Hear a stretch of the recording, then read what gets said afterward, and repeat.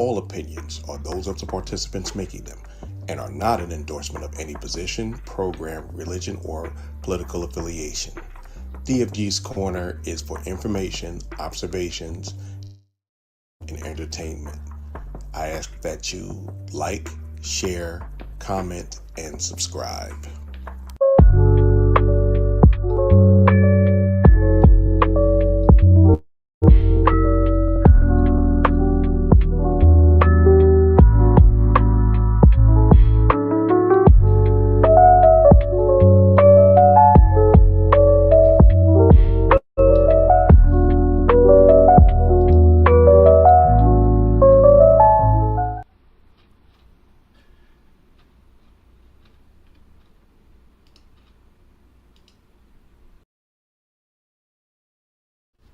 Welcome to DFG's Corner.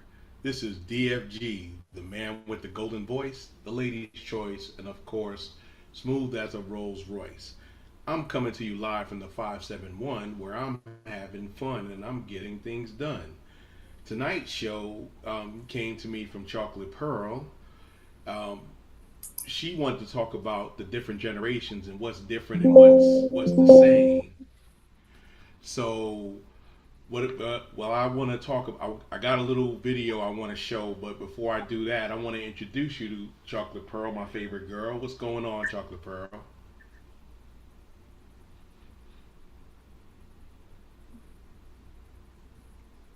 You there, Chocolate Pearl?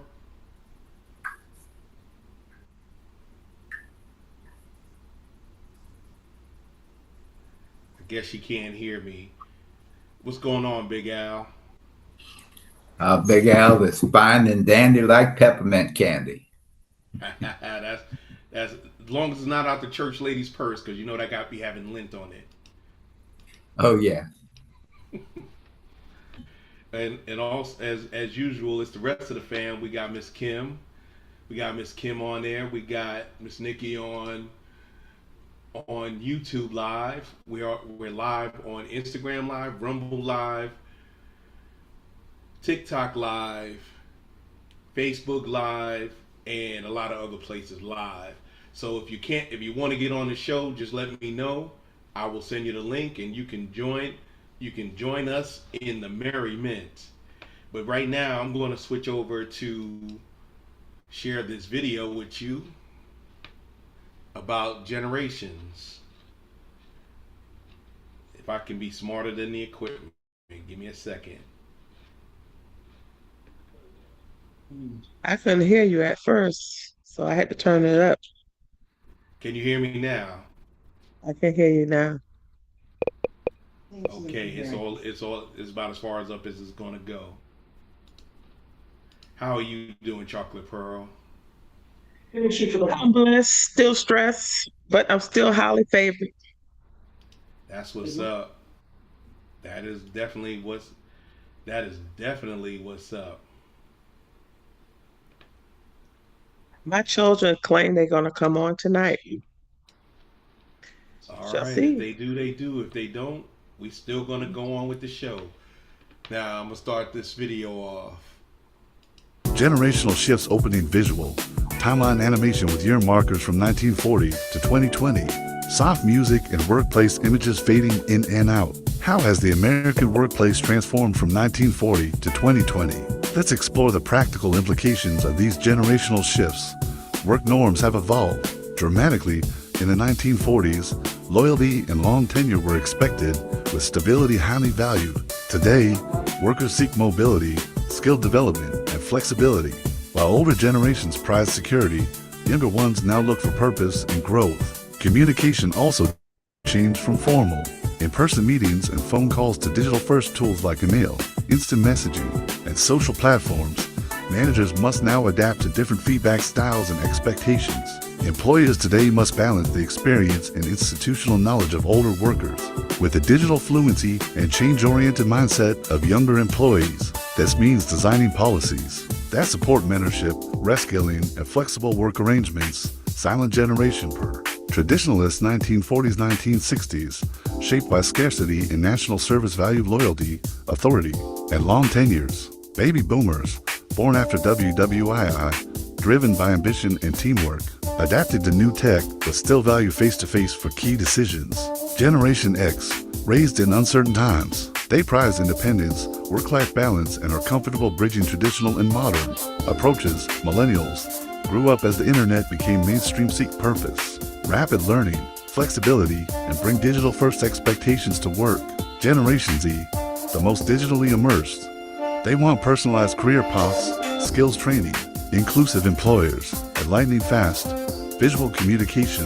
Understanding these generational differences enables workplaces to create environments where all employees thrive. The key: embrace change, value every perspective, and cultivate a culture of continuous learning. Now that's what's up.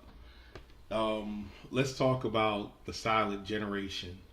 The silent generation was before World War II, and they were born in the late 19 teens to 19 1945, 44, 45. Now this was this was my grandparents' generation. Some people it's their great grandparents' generation, and some people it's their parents' generation. I know for Miss Kim, at least for Miss Kim and Big Al, their parents were silent generation people. So, in talking about silent generation, Chocolate Pearl, what do you remember about our grandmothers? I remember our mother's mother was such a sweet, hardworking, um, gentle little woman. And she really didn't speak much. But when she spoke, you listened, of course. But she didn't really speak much, and she was funny. Now, our dad's mother, I do remember, she was stern, no holds bar, will kill a man over her children and grands. Uh, was she quiet? No, she was a loud woman, but hardworking, loved her family. So I don't know. If her well her because her and her grandma Frances and grandma Betty's her birthdays was on the same day, but I think they were several years difference. About 6 years. Yeah, 6 years difference. And so there was no gentle giant with our father's uh mother, but it was a, you know, difference in our grandparents, put it that way. That's what I remember. Yeah, yeah. I remember neither one of them took any mess, but our father's mother was well. They had different upbringings. Our father's mother had 10 children, nine surviving, and she had them from the age of 14 to about 32, 33.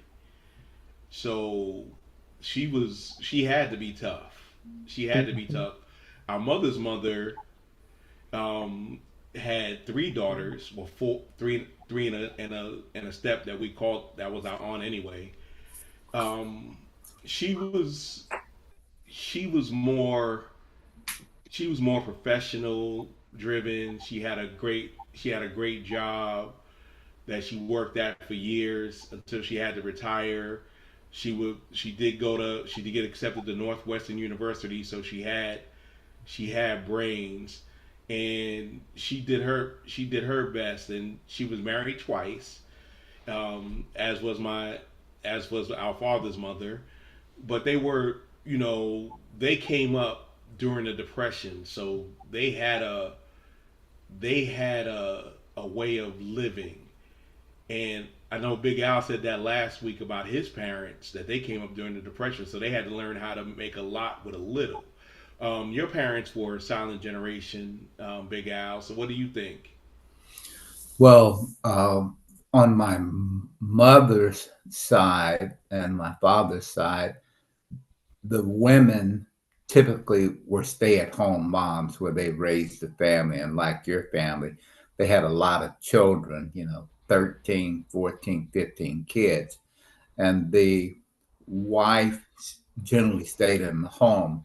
My dad wanted my mom to do the same, but she wanted to teach, so she taught school. She was popping out babies. She had 8 of us back to back to back, would deliver a baby and go right back into the classroom. So my dad worked at a plant, and his father worked on the railroad. So uh, the mother was pretty much the disciplinarian because my dad spent so many hours at the plants, and he had those weird hours where he worked 3 to 11 and worked what he called the dog, where he worked from 11 until 7. So my mom, the worst whipping I got, I got from my mom. And she kept us all, the 7 boys and 1 girl, kept us all straight. So And when were your parents born? What year? my mom was born in 1930, and my dad was born in 1921. So he was 9 years older than her. And typically, older men would marry younger women, at least in my community and from what I saw. So him being 9 years older was not the norm. There were normally 12, 15, 20-year differences between the men and their wives. So it's almost like uh, what do you call it? Pedophilia legally, because older men were looking for younger wives. And if you look at the movie, the one with Oprah Winfrey, what was that? Purple. Oh no, The The Color color Purple. purple. Yeah, Color Purple. So that was what I visioned as a young boy growing up. Older men marrying younger women, and so I'm just happy to be here. And I got my day one online. He just came. I asked him to come on and talk. My boy, the Ice Lord. What's going on, Ice? What's going on, DFG? How is Hey, everybody man. doing? Hey, it's great. It's great. It's always great to have you on. Now, your grandmother was born in 1908. Correct. It way in she from Mississippi, not Mississippi. She from Mississippi. Indeed. Indeed. And a lot of times, you would tell us stuff, but we as city kids really didn't understand what she went through. That's And the I truth. Yeah.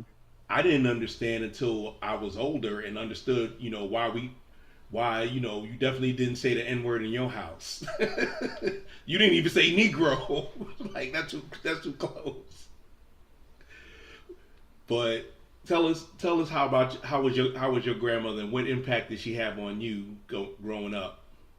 I'm sorry, yeah, you cut out for a little while. I think you were asking what influence my grandmother had on me. Yes, Uh, she shaped a lot of my mindset, being that she had to endure what she endured, bringing up her siblings and that time. Um, she had to deal with the racism and the fact that she had so little education, formal education. Uh, she just taught us how to deal with adversities and difficulties and still hold your head up high.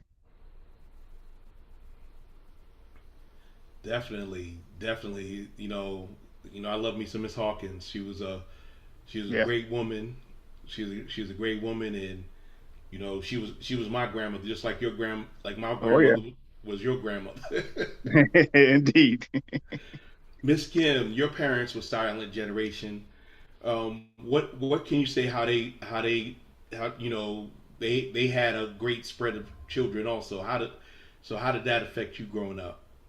Oh, well, by being the youngest of nine, I'm the ninth child. My father was married before, and him and his first wife had six kids. And when he met my mom, she already had a daughter. So when she married my dad, she had two more, me and my brother Ronald. So my mom well, she used to work, but when she got pregnant with me, my dad asked her, he told her she didn't have to work anymore. She can, be at home. He owned his own business. He was a plumber and electrician. So, yeah, that's kind of how I grew up out there. Excuse me, I took some cold medicine, so I'm losing my train of thought. But we were a close knit family, and I'm saying were because some of us now that they are gone on, we're not as close as we used to be. Because my mom, she was the one that, like Big Al said, she was the more disciplinary. She kept us all in line. And my dad was the one that always went out to work. She stayed home. She cooked 3 meals a day. This woman ironed everything, including this man boxer. So she was a very caring woman. I saw how she truly took care of her man. And my dad, my mom didn't even have to go out and buy grocery. She made the list, and daddy would always go out and buy grocery. So that's kind of how I was brought up. So it instilled in me just how to, even though I made some mistakes coming up on picking and choosing who was in my life, but I know from watching my parents and how they cohabitated and got along, every day wasn't always a great day, but they always knew how to bring it back together. And they did a lot of stuff together. So I had a pretty decent childhood coming up. I did not know my grandmothers because they were all deceased, but I did know my grandfathers. And what years were your parents born? Oh wow. Dad was 1928, and he was like about 7 years older than mama. And her birthday is tomorrow, and she would have been 93. Okay, okay. So yeah, I mean, they're definitely silent generation. DJ Dabs, were your parents boomers or were your parents silent generation? Okay, so my mom was born. I was just trying to remember. She was before the silent generation. She was that whatever that first generation was, they call The it. greatest generation. Greatest generation. And my dad was um he was probably about the opposite of Big Al's, 9 years younger than my mom. So um and he was born in 33. So what about that? What was what did they impart to you in your life, and how did they affect your life? Well, my dad was in the Marine Corps, so uh, for the most, well, actually, I was gonna say he was gone. Actually, he wasn't really gone a lot, because we did a lot of traveling. I remember, um, even at the, even at my younger days, uh, we would travel across the country and stuff that I remember, because he moved from there. He was moving back and forth from California to Washington for a few years, because my mom they met in Bremerton, Washington, and her dad owned the house there. I never got a chance to meet my grandparents really. I think I met my grandfather once. They were in Mississippi. And he was from Mississippi. She was from Louisiana, and during his military days, he was, like I said, we did a lot of traveling back and forth for California because we stayed at the military base in California. and then a year or two we drive back up to Washington, stayed there a few years because I was born in California. Well, my sister before me was born in Camp Lejeune. There was 9 of us total. Um, and my brother after me was born in Washington, and then my sister after him was born back in California. So I know we was traveling back and forth quite a bit. And so I remember, um, he was very, I guess, a very astute gentleman. Being he was a Marine Corps, so and I can remember times when we travel, in order to go somewhere, stay somewhere, he'd have to put his military uniform on so we can get a hotel. I remember them days, but um, Okay, that's interesting. Your dad had a military background. They were both most of our grandparents and parents were born in the South. yeah, My my great grandmother on my father's side was from what's the name of that town outside of Beaufort, South Carolina, Bluffton.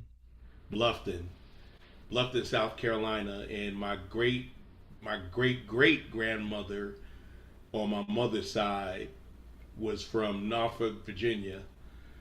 So they came from the South. They both came up north. My mother's mother was born in New York City. My father's mother was born in Bluffton.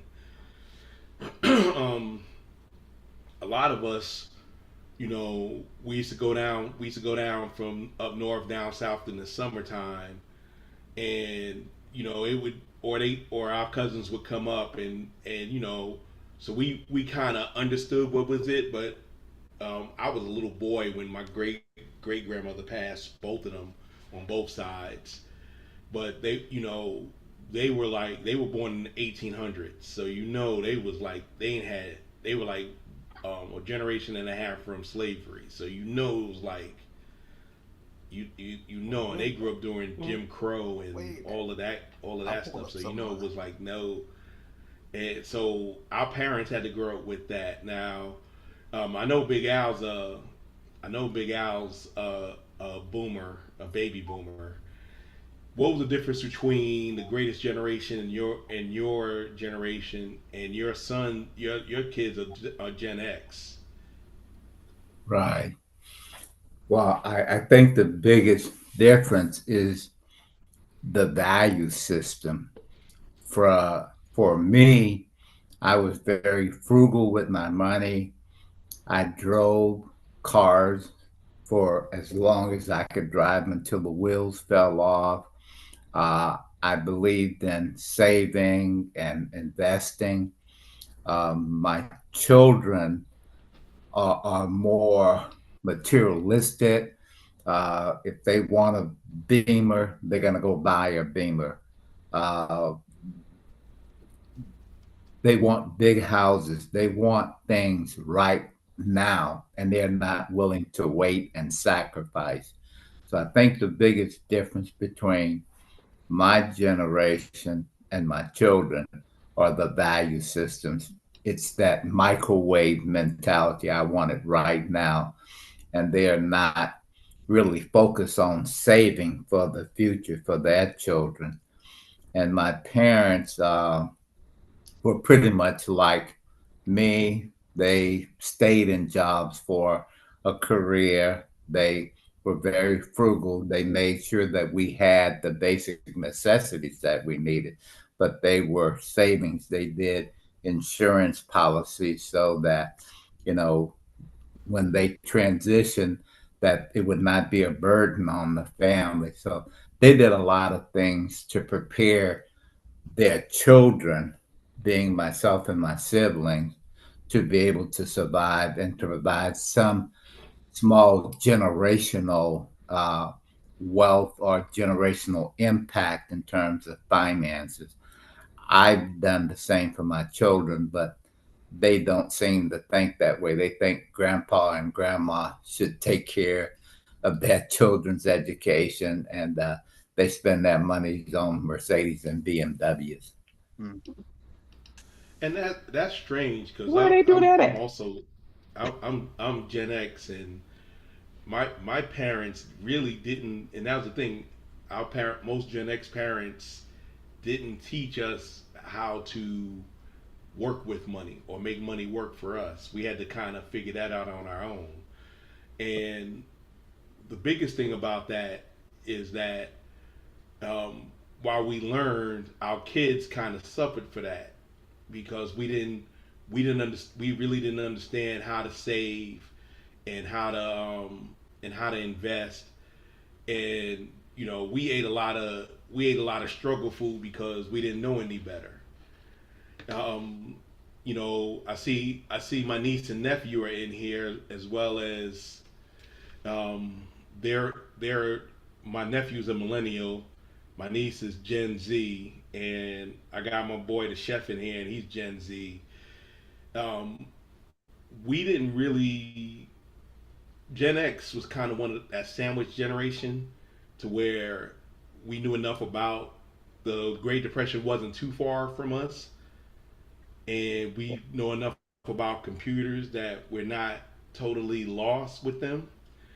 But We know, in that, in that, depending on how much money your parents left you, that you tried to do better for your kids, and unfortunately, um, Gen Z and Gen Alpha are going to be worse off than we were as Gen Xers, and they're a lot worse off than baby boomers because there's no there's no job stability. Like you said, Big Al, your parents worked at probably the same place, until they couldn't work anymore, and that was just how it was.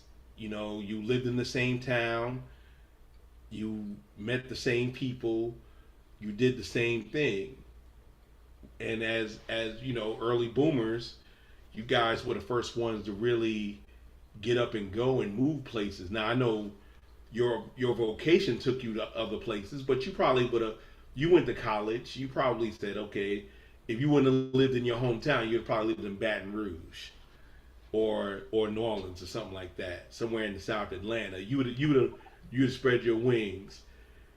But Gen X was the first generation to where we didn't stay in one place.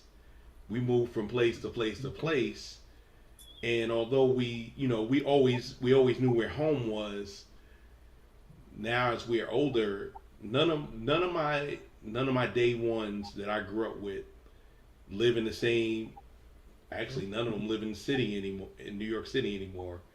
Everybody lives, away from New York City, where You our got one. parents, Macho where still our lives. no, I'm no, talking about Marshall moved. my day ones, not my Oh, siblings. I got one sibling lives in New York Moved. City. no. Oh, Macho moved. Yeah, Macho He's lives upstate now. upstate New York now. Yeah. Oh, okay. Sorry. No big deal. No big deal. But I was hoping he'd come on, but You know he wasn't coming on. I know, but I had to ask. Yeah. But the big thing was that one thing our parents did do was tell us to get out of the projects. It was Yep. like when we were younger, people used to be glad when people left the projects. It's like, oh, you leaving the Mm-hmm. projects? Yeah, yeah, great for you. Mm-hmm. As we got older, and between when the millennials was there, it was kind of they want to stay in the projects.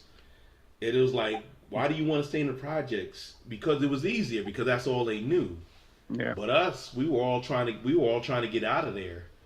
And not to say the projects was bad, but it was the projects, and we knew we had, in order to do something better,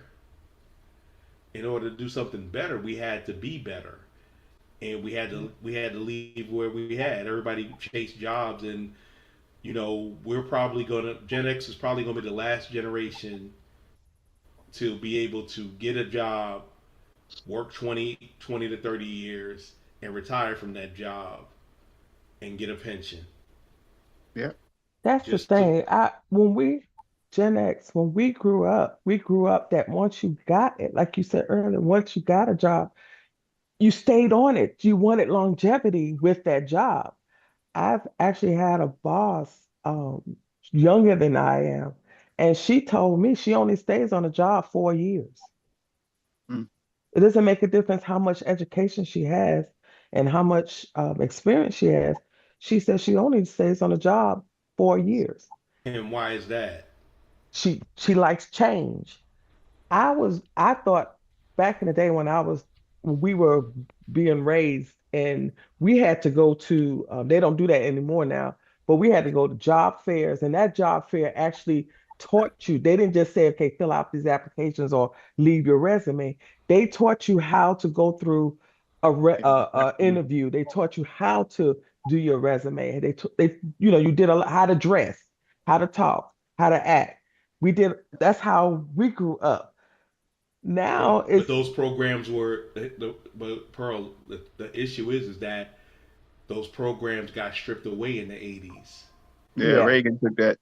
yeah. Yeah, so But they what had, I'm saying is that I tried to pass that down to my children, what I had learned um, about what I just discussed about how to, dress, how to talk, how to look, and to stay on a job. Get up every day, even if you don't want to go. Get up every day. Do not call off. Go to work sick and let them send you home type thing. Can That's yeah. I what can I I say grew up something on. if I can? Yes. This is coming from, I guess, a younger minded person, if you would. First of all, good afternoon, everybody.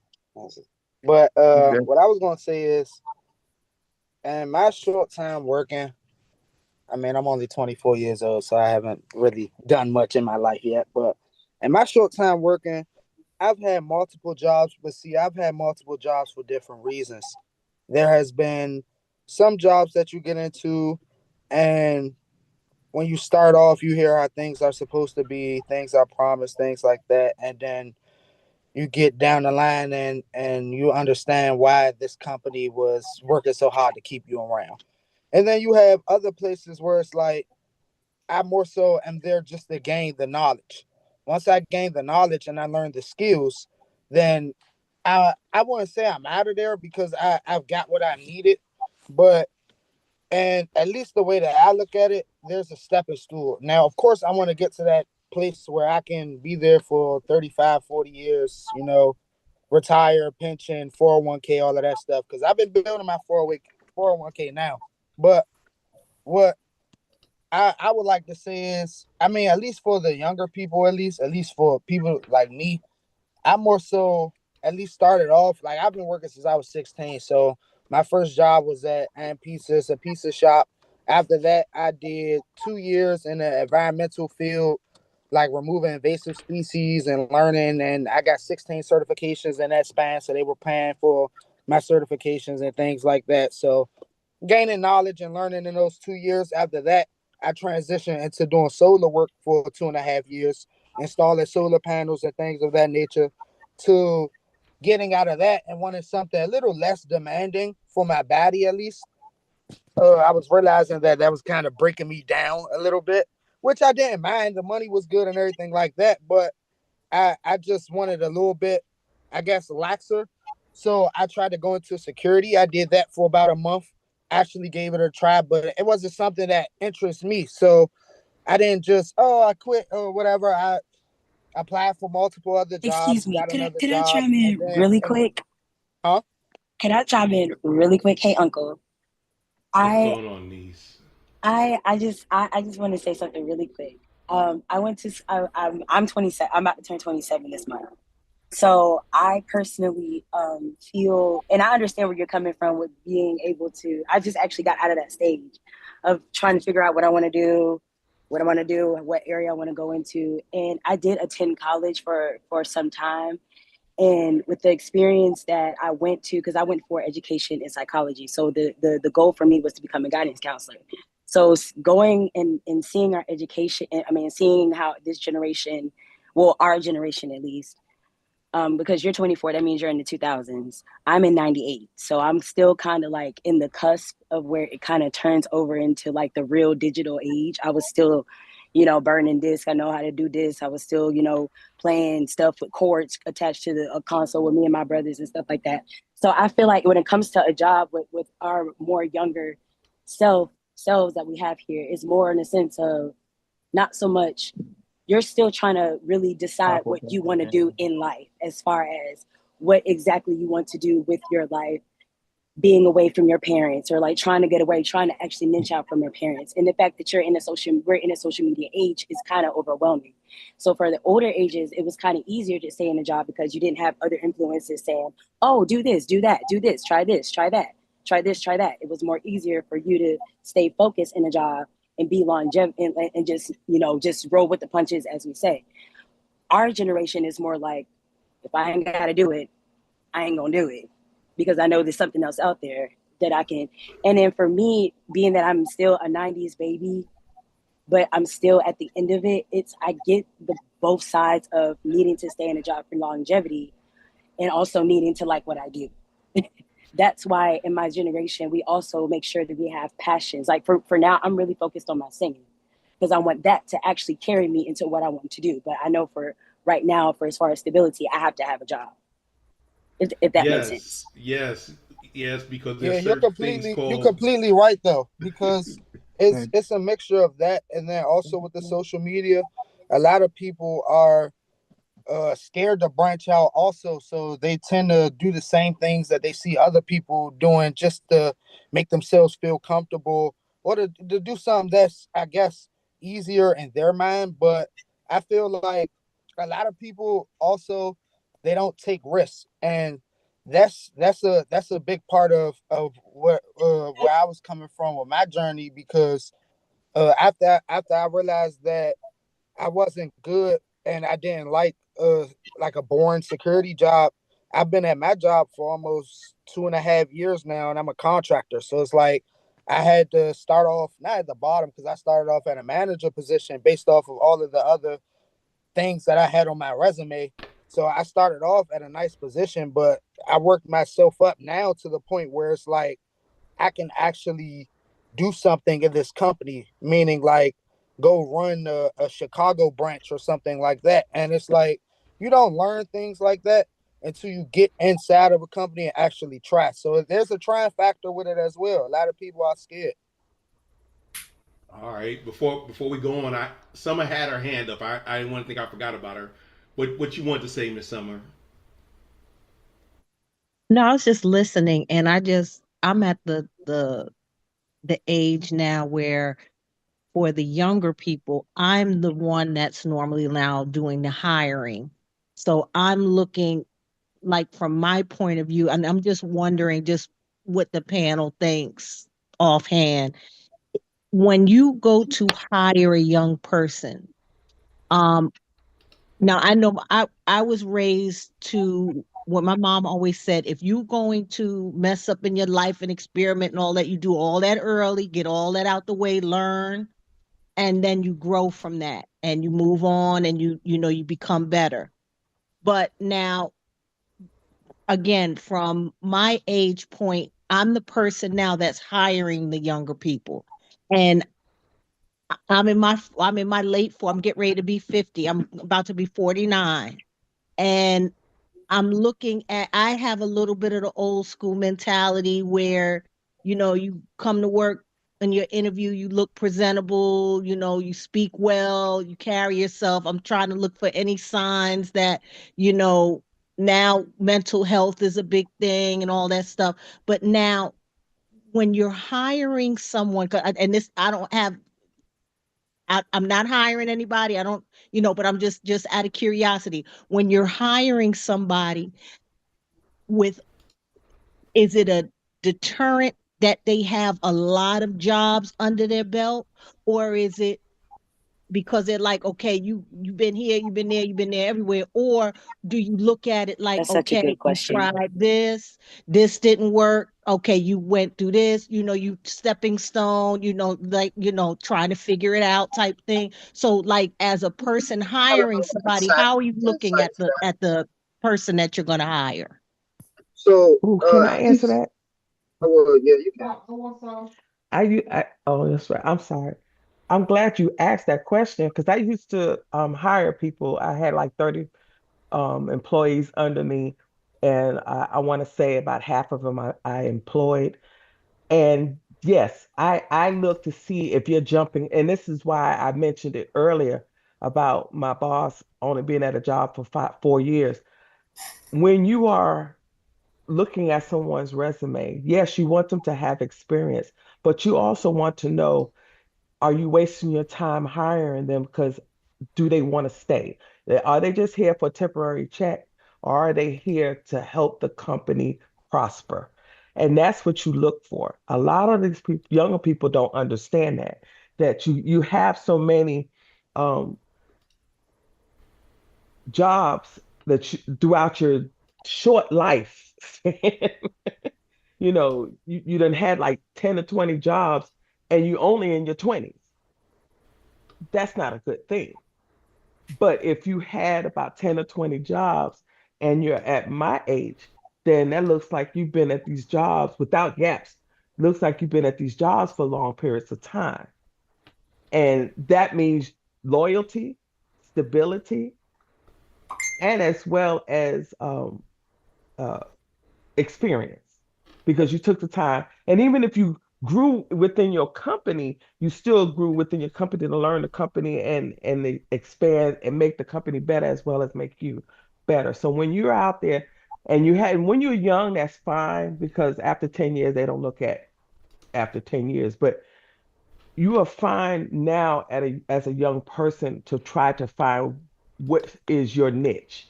Once you figure out what your niche is, you need to stay with it because they start to really look to see if you're a loyal person or if you're just somebody just here for a little bit of time. Now I got to go hire somebody else somewhere, another time.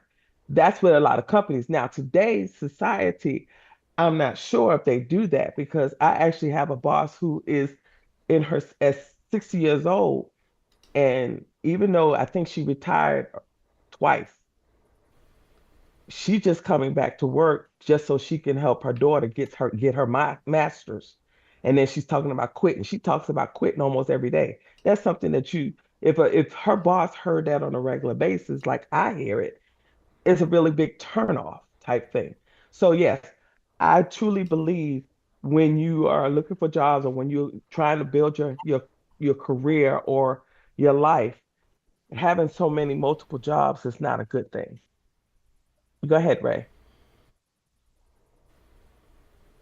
Yes, ma'am. I was about to say the same thing because a lot of young people, at least that I see, they'll have a job for a month or two at most, and then jump to the next one. And it's not even like they're jumping from retail to a business job or something. They're literally jumping from fast food to fast food. So it's like, what is the point from going to McDonald's to Taco Bell? Like maybe $1 in wage. So it's like stuff like that doesn't make sense. And I feel like a lot of these things comes from the lack of things that's taught in schools. Because when I graduated, we didn't have a financial literacy class. We didn't have really like any college readiness classes or anything. And granted, I did grow up in the inner city in DC, but I mean, when it comes to resources out here nowadays, especially for a lot of the youth, they don't really look towards the right ones, and that's what leads them down that wrong career path because a lot of people would think a job is a job, and that's not what it is. If you're not, in my eyes, looking, or if you can't see yourself in that job for at least 2 to 3 years, then there's no point of applying. Like, I mean, it's different if you're in an internship or something like that. You in an apprenticeship or something like that. You're there obviously to gain knowledge and for opportunity. But when you looking for a job that is especially like a career job, because I don't understand. I don't think a lot of people understand that. It's people that started off as fry cooks and work their ways up to owning this place. So like, a lot of young people don't understand the aspect of working, meaning like to climb the ladder. But I think that comes from the lack of really guidance. A lot of young people don't really understand the importance of that. Go That ahead, makes Dad. sense. That makes sense. Go ahead. Go ahead, Dabs. All right, yeah, I want to bounce off a little bit. I like what Nicole said, and Ray. Ray, I'm a little bit confused because you told me you bounced from one job to another job, and and I understand from what you were saying about the fry cook to one thing, that looks worse than somebody jump. I've been a school teacher. I've been a school teacher for a long time. I could bounce from school to school every year, and I'm in the same field. Doesn't look as bad as somebody jumping from fry cook to hostess to, I'm in construction, then I'm going back to car washes. That's a worse looking situation on a job. I used to hire people as well. So that's a worse looking situation on an application than someone going, if it's 2 years here and 2 years there, but they're still in the same profession. That's a little bit easier for a person that's hiring people to look at and understand, okay, you might say, why'd you leave this one? Why'd you leave that one? I mean, you're going to say that anyway, but I mean, it's easier if they're in the same position. Now you know that person is locked into doing what they're doing. And I understand, at 24 years old, and back in my days at 24 years old, and like Nicole was saying, people back in our age, when we got into the job, it was almost like, that was whether we liked it or not, we just didn't hop off because we didn't like the manager or he said something to us like the kids do today. They don't like something, they don't like somebody says something, they jumping. They jump and ship to the next job. And it has nothing to do with whether they like the job or not. It's just that somebody says something, they twisted it.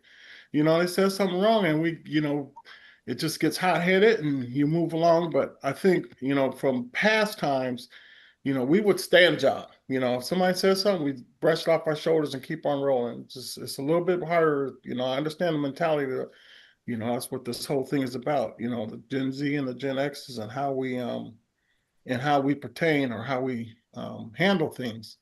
And I think that's a lot on the job end today. Yes, sir. You definitely right.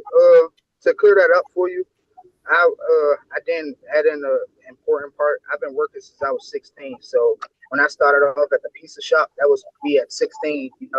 Hustling, making sure that I'm not asking mom for nothing. But after I worked there for a little bit, and I turned 19, almost 20. That's when I was like, okay, I want to start getting certifications and things like that because I realized that I didn't want to go to college. I wanted to go to college for everything but the work, the women, the parties. I talked to Dre about this before. But I wanted to go to college for everything but what college was there for. And I graduated with a 3.6. So I was very smart. I did my work. I wasn't one of those kids. But like I said, growing up in DC in the inner city, I didn't have what a lot of other kids will have as far as resources. So the scholarships that I had wouldn't even cover half of one semester. So I decided not to put myself in debt, things like that. I understood and was smart from a young age that I knew that to get, I guess, a good paying job, a good quality job, a career job, you didn't have to go to college if you didn't mind skilled labor. And that's more so where I was at. So that's why I had went into that environmental field. And then after that, I had went into solar. I was in the environmental field. It was like an apprenticeship program. So I was in there for 2 years. They had helped me get all of my certifications and things like that. I got every resource that they had possible. I got certifications that I don't even use. OSHA 30, OSHA 10, just multiple things, first aid, CPR, multiple things. But after that, I had went into solar. And I was doing that for almost 3 years. And the only reason I stopped because it was physically demanding on my body. And I couldn't physically handle that. So once I realized that I needed at least something less demanding, I had tried out security work, but I realized that I'm not a sit behind a desk type of guy. So mind you, that's what 4 jobs in the span of my years. So now I'm on my 5th one, and like I said, I started off here at a position that I wasn't comfortable at and worked my way up to now to where I'm hiring people and I'm looking at resumes. So it's definitely things that y'all mentioned and qualifications that I look at when I'm looking at certain people resumes as well, because a lot of young people don't understand that gaps are very bad. And that's one thing I can say to my resume. I have 0 gaps. Before I left the job, I had another one lined up. So in my 5 jobs, there are no gaps. From 16 to 24, I've been working and working hard. No excuses, no passes, no help.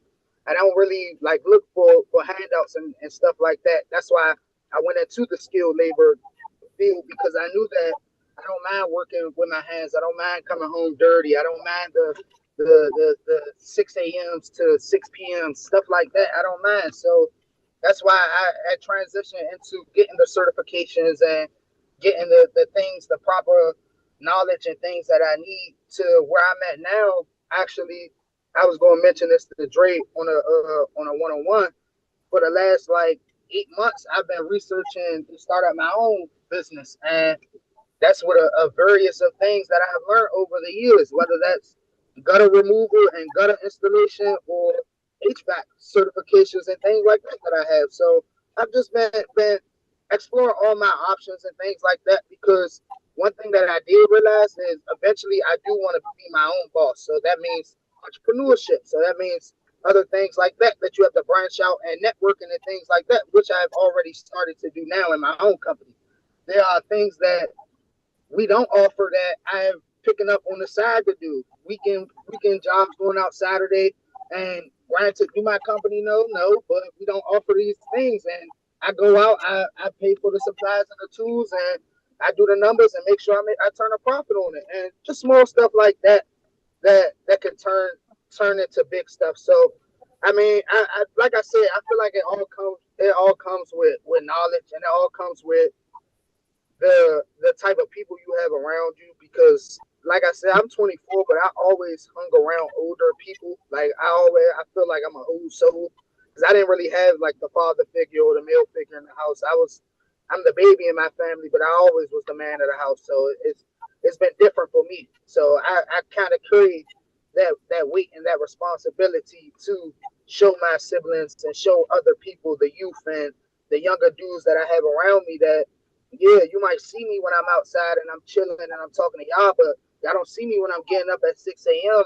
tired as hell, saying as soon as I get off, I'm going straight to sleep, knowing damn well I'm not. So, like, it struggles with it, but, it's life. I Well, take it that on young the chin, man, though. that young man is gonna make it because the key Yeah, word you're is on the the right track. yes, he is on the right track. Because I'm gonna tell you, my son, it's a slow process. He's trying to get there, and I'm seeing it.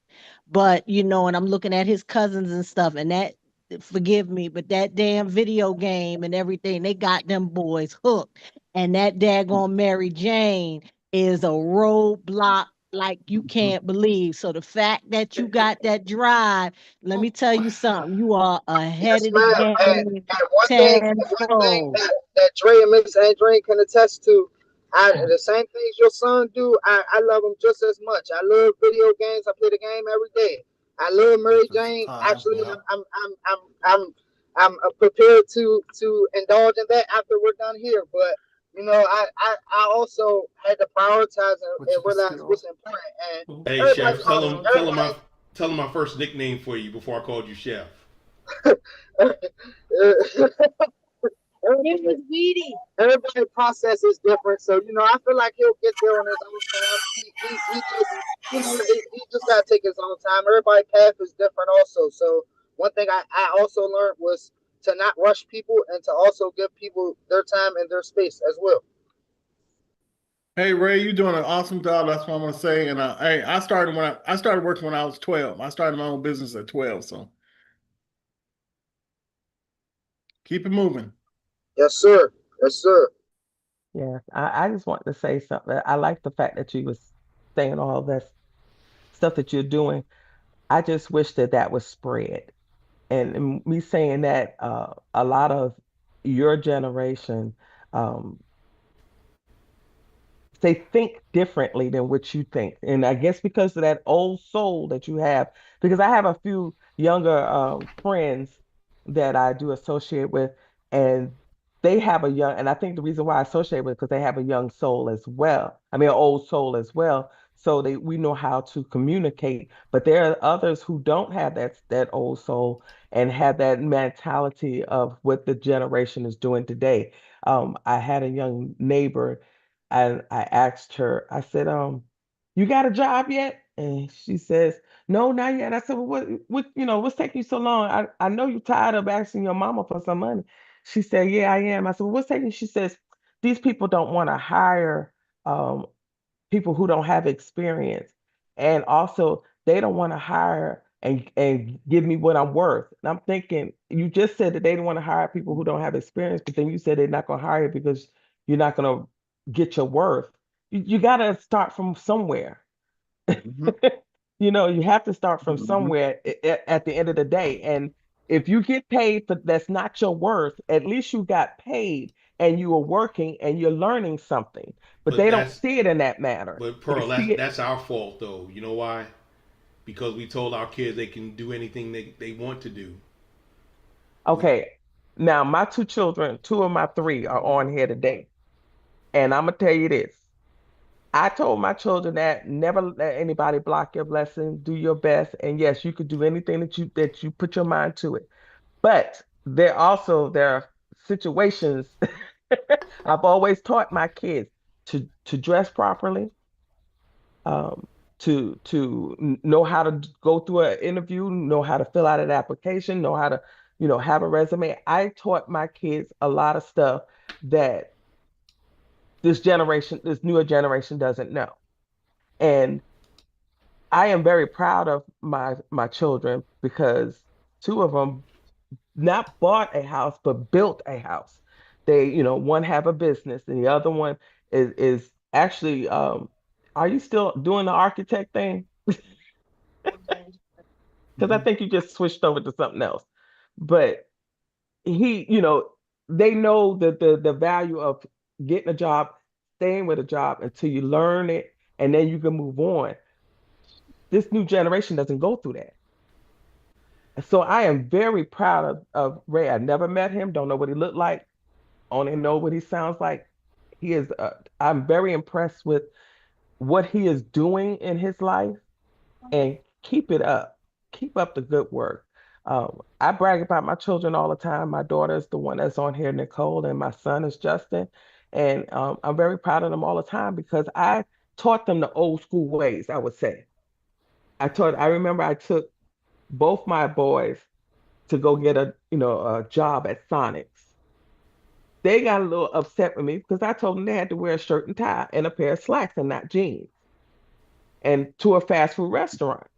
Mind you, they were being hired and they were being interviewed outside at the outside table. But when the guy was actually interviewing somebody that had a white t-shirt, pair of short jean shorts, and sneakers. And I was always, yes, granted, I was always taught to dress the job. You're supposed to dress the job, the job you want, not the the job you job you have. want, right? And so, but I told my sons, the first impression is a lasting impression. So when they got out the car to go to do their little interview, the guy was still interviewing that one person and caught, they he caught them in, the peripheral of his vision and did a double take. And one of them got hired. They only had a chance only for one, but the other one went to another restaurant and got hired there. But I'm saying is because they were dressed appropriately and knew how to go through the interview, the man told my son that you actually did a very good interview. And I appreciate the way you were dressed and how you came professionally looking. Even though you want a fast food restaurant, but I need you to go there like you about to own that restaurant. Mm-hmm. That's the difference. It builds character too. Yeah, it builds character, right? It builds character. It's just the fact that I love the fact that this young man is doing that. But I want to switch up a little bit, uh, if I can. What is the difference of Gen X and the millennials? My son was trying to get me to practice to pronounce that correctly. Well, the Gen X is basically 1965 to 1981. So, for example, that's Michelle Lakeisha. Millennials are from 1982 to 1997. Okay. So, So so that Nicole would just be, made it. yeah, No, no, no, no. Oh, she missed She's it. 98. She's 98. 98. She's a Gen Z. But the thing is, I wanted to bring my nephew on, who's like myself. He's a veteran, and he's got his engineering degree. You know, he wanted to pledge something else, but I said, all right. So Justin, you know, I knew you since you knew yourself. What do you think about my generation and your sister's generation, and what are the differences with your generation? We're test babies.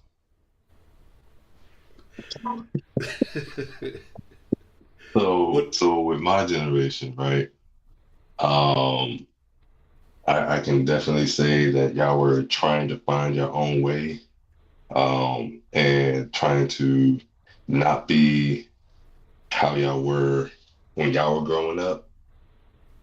Um, but in the mix of it, it kind of gets like some stuff isn't actually told, but some stuff is drilled into your head.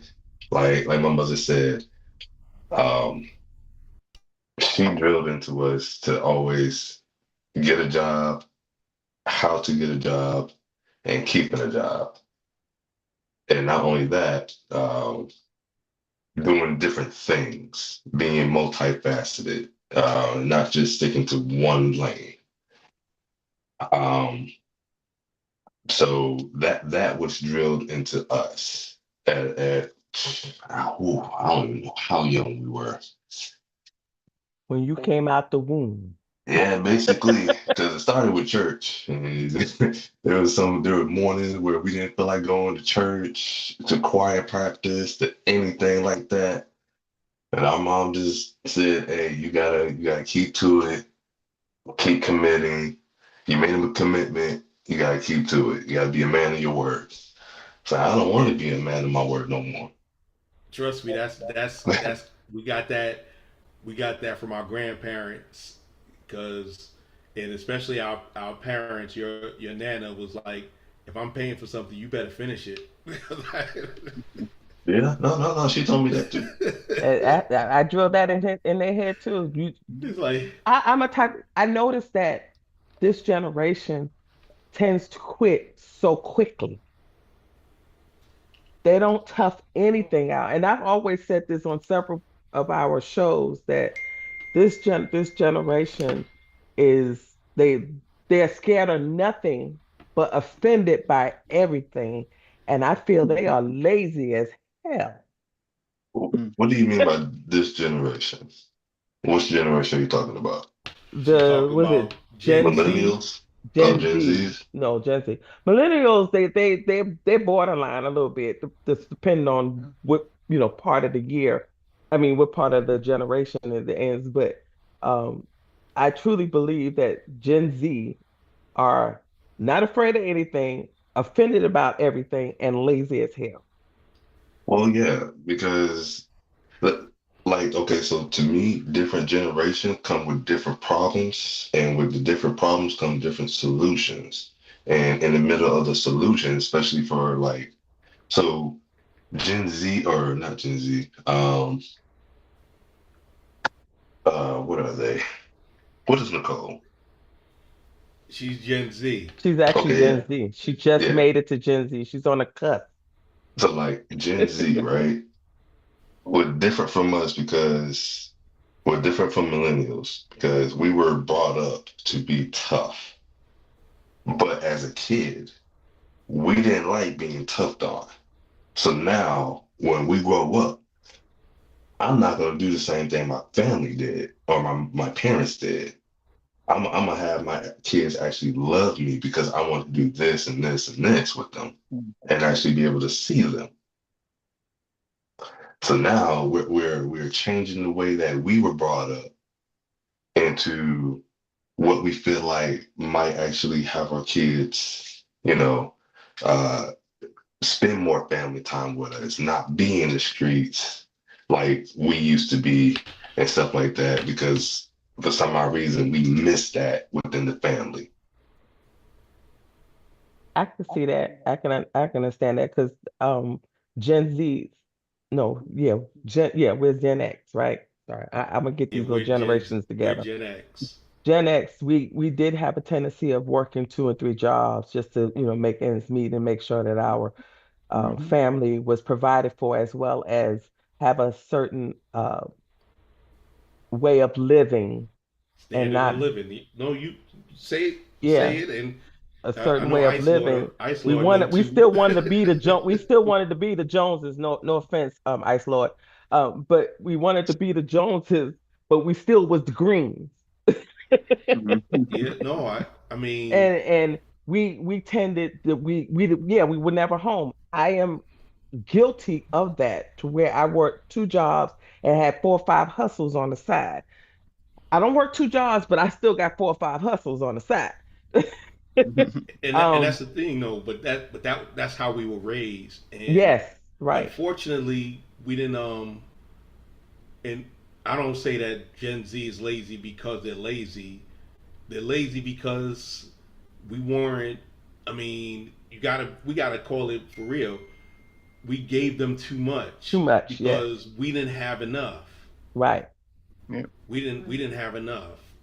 Yeah, Yep. so dad's here and give his kids nothing. But you know what?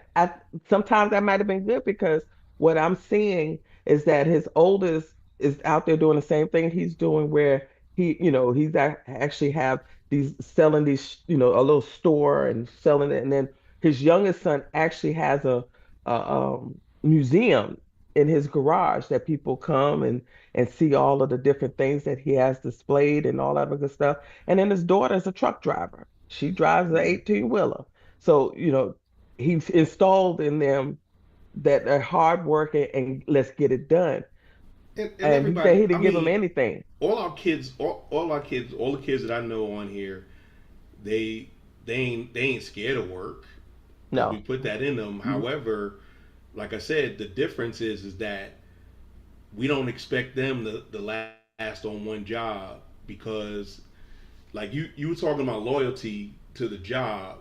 The job ain't got jobs these days ain't No. got no loyalty to No. them. No, you're right. You're right. So they praise you one day and fire you the next day, Next day, yeah. and They did that and to Dabs. Been and there, that done that. so it's I don't blame them for being the way they are because they're dealing with something that we never had to deal with. Now we all quit jobs. I mean, most of us got fired from a job. I know I did.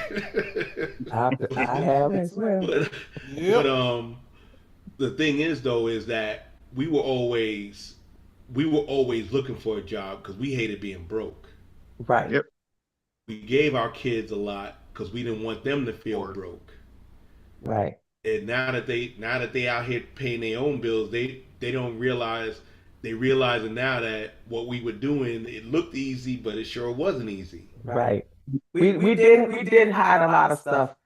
Uh, like, even though my kids knew that I was struggling, but they didn't know how much I was struggling, because I still provided everything that they need, and Good. sometimes above and beyond. And where, you know, I actually had to work those two jobs and have a couple of hustles on the side, just so I know that they will stay to the point where what they're used to. And yes, that's our fault. But it's also our fault that if we are parents who did not also teach them a value of the dollar. I've mentioned this multiple times before as well. Pam drilled into my children: spend a little, save a lot. And Mhm. You know, my namesake is he's cheaper than I am, and I'm cheap as hell. yeah, So yeah, no, I don't Thank you for make that no comment. mistake about look, it. I look. I seen him make a sandwich every single day that he has to be to work. He don't buy nothing outside unless Exact, dad is buying it for him. exactly. And Dad He stopped says, buying for him when he turned 18. I was like, "You want something to eat?" He said, "Yeah, you paying for it? I'm good." But it's one of those things that you hope that they know that they know that you love them, and you only wanted the best for them. Sometimes the lesson takes a lot longer than you want it to, but in the end, you know, said our kids are going to do what they're going to do. We just hope that we instilled in them enough to know that, hey, the training wheels are off. We got to do what we got to do. You got to do what you got to do. Now we're going to try to save y'all some money for it, but you got to get it. You got to get it yourself because we ain't always going to be here. That's right. And I And I think know, that's a problem. We spoil them that way. They feel that, well, shucks, I don't have to, I can wait to look for a job or look for what I want. My parents is going to take care of me.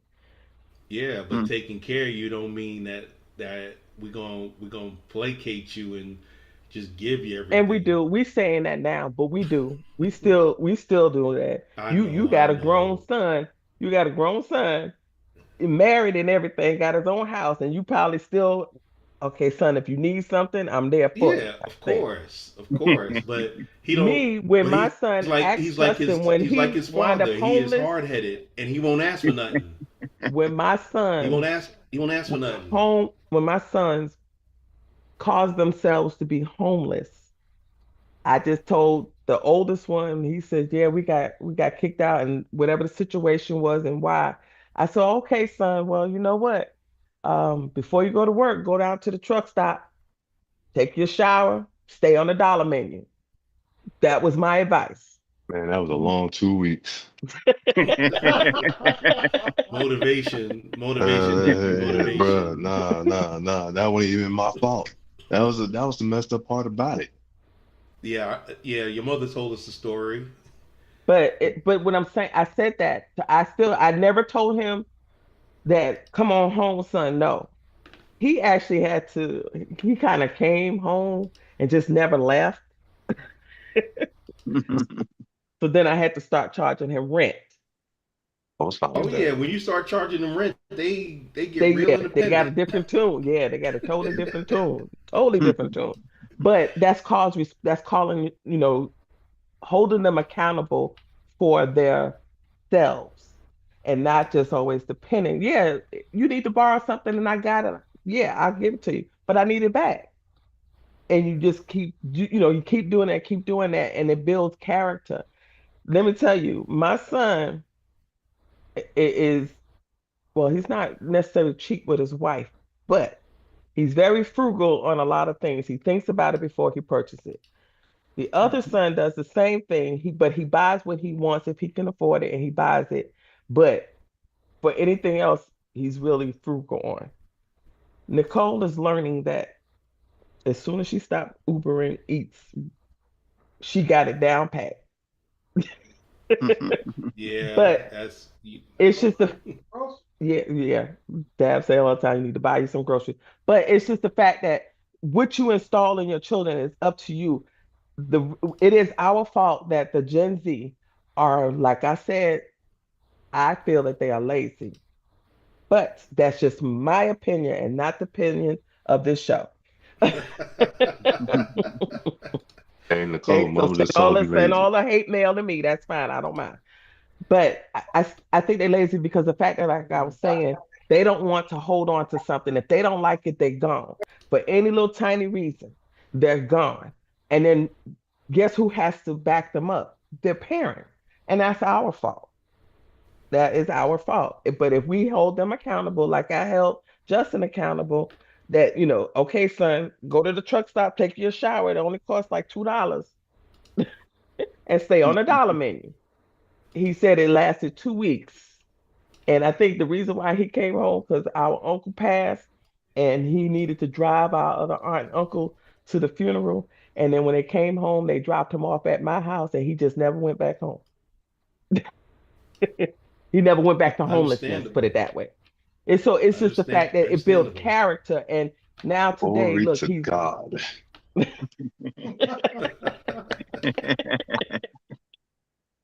but if But we that's teach what's our generations, if the next generations, we need to teach Gen Z to now teach their children a better way of life of how to make sure that they're not in the same funk that they're about to get in because they are In in trouble. trouble. Them children is gone. they in trouble But in that's, every type of way and don't realize it because that social media is going to wind up fading eventually. All that stuff that's paying them just to keep put all their business out on public and all that, it's going to fade. So they need a backup. And then so that's not going to be generational wealth right there. So they need to get something to where they're going to be able to create generational wealth for their children, but don't just give that wealth to the children. They got to well, earn it. yeah, no, that's you have a point. Well, but we way over time, but that's okay though, because sometimes you just gotta get stuff in. And I want to thank everybody on the board. I want to thank my nephew for coming on to say something. I want to thank the chef for coming on. I want to thank the Ice Lord for coming on. I appreciate him. You know, that's my day one. Said my Indeed. brother from another mother. But, you know, we done been through the fire together. I want to thank each and everyone on the board tonight. All your input was important, and it helped us understand. And hopefully, everybody learned something. And next week we're gonna come up with another topic. If y'all got a topic, hit me up at delight7 at gmail.com. That's DELITE, the number 7 at gmail.com. And I want y'all to know, if you can't laugh at yourself, find somebody to laugh at. Y'all be good. Peace. Good Thanks seeing for you, Will. watching. This is the Good man with seeing the you, golden Will. voice, the lady's choice, and of course, smooth as Rolls Royce, saying, never make love by the garden gate. Though love is blind, the neighbors ain't.